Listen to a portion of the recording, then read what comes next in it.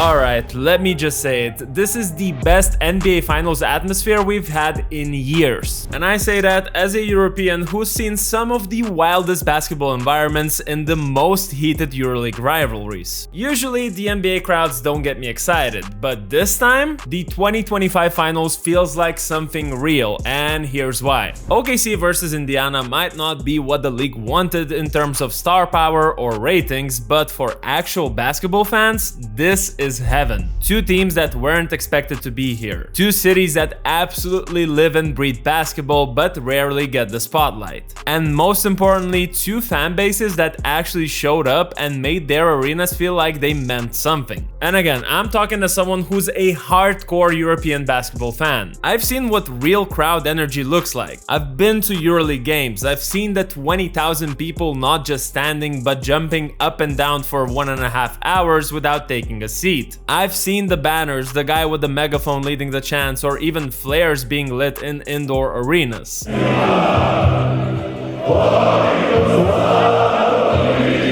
So no, it's not that, but for NBA standards, this final series is as close as it gets to real passion. And it's way more authentic than anything we've seen in the recent years. Let's start with OKC. I know they've been always proud of that Loud City nickname, but it's not just loud, it's involved. Their tradition of standing up until the first bucket is probably one of the most famous and recognizable amongst the NBA fan bases. Well, in game 1, that standing up was extended until there was like 2 minutes left to the first quarter. That's what excitement does to you, I guess. They also got their OKC chant that goes on all game, and even though in my eyes it's still all very American in presentation, there's definitely some realness to it. The crowd energy you get in places like LA or Miami just doesn't compare. These people in OKC love this team, and you can feel it in the building. Chet Holmgren literally said the home games were so loud that the road games felt quiet by comparison. SGA said they have the best fans in the world.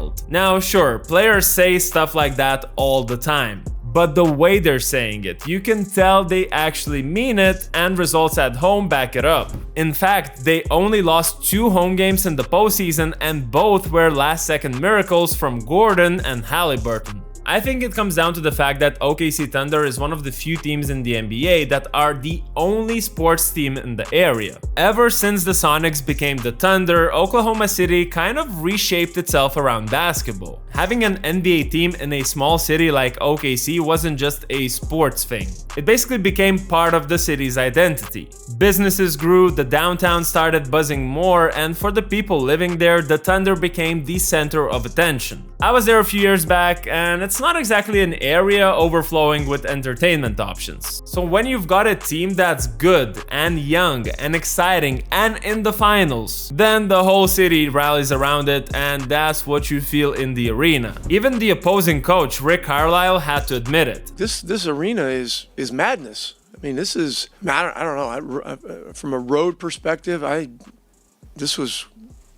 decibels were insane. I mean, the guy has been around forever, and he's basically saying, hey, that crowd was incredible, and my team fans, you have to step up. That's when it actually gets real. And then game 3 happened in Indiana. I'll tell you what, Gainbridge Fieldhouse was on edge from the start. In fact, similarly to what we see in Oklahoma City, nobody sat down for the whole first quarter. I see you Pacers fans, I guess you won that battle. And when the Pacers actually got going, it felt like the crowd just exploded. It just felt chaotic and raw in the best way possible. You could tell it's been 25 years since the first and last until now finals appearance for Indiana. One thing I really liked about Indy, they actually have this little hardcore fan section called Turner's Block. It's like 80 people who lead chants, bang drums, try to get the rest of the arena going. I mean, it's still small by European standards, but in NBA terms, it's kinda revolutionary and not being forced upon.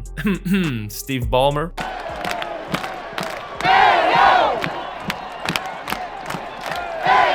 And when those fans start something, it spreads, you get that ripple effect. Suddenly 17,000 people are clapping in rhythm, and a chant for Obi Toppin is echoing in the arena. Obi Toppin! Obi Toppin!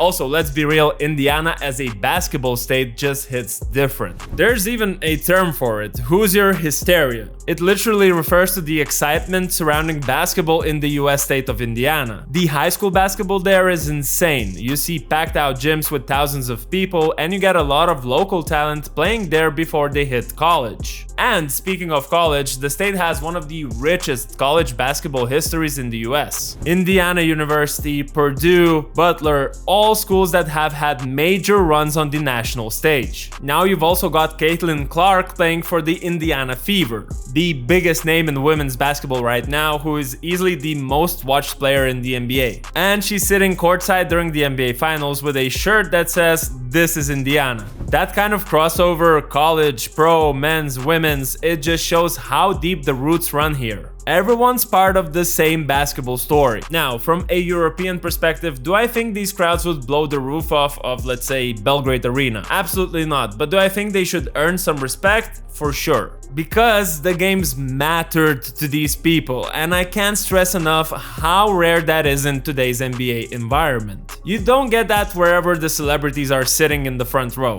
Of course, there's still nothing in the NBA that matches the level of organized chaos we see in European basketball. There you've got entire sections of fans chanting in unison the whole game, people jumping in rhythm, chanting some slurs at the opponents, there's banners, sometimes even things fly to the court.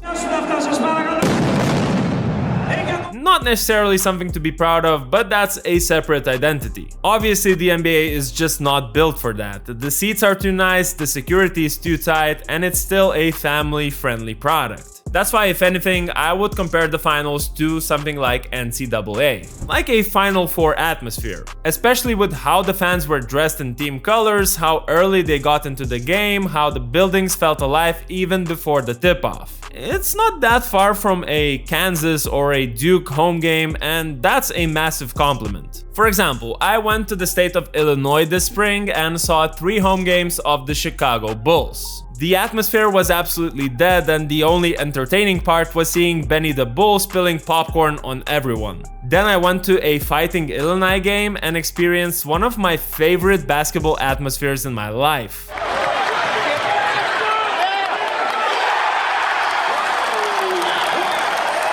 Passionate like in Europe, but way more respectful, and also powered by a marching band and the cheerleaders. That passion is something we've seen come back with these 2 small market teams. And look, we all know the ratings are down, but I don't care, and you shouldn't either. The basketball's been good, the environments have been great, and honestly, this finals has more soul than anything we've seen in years. The NBA might not want this matchup from a revenue standpoint, but what we're seeing is how real basketball fans look like. So yeah, I'm not going to overhype it, it's still the US, it's still the NBA. There's still gonna be people scrolling on their phones mid-possession, no one's gonna be singing a club anthem, but still, this is a step in the right direction. But now I wanna know how you see it. Is this the best NBA Finals atmosphere in the last decade? Maybe ever? Let me know in the comments below. Also, hit the like button if you enjoyed this video, and as always, subscribe for more NBA takes through an overseas lens.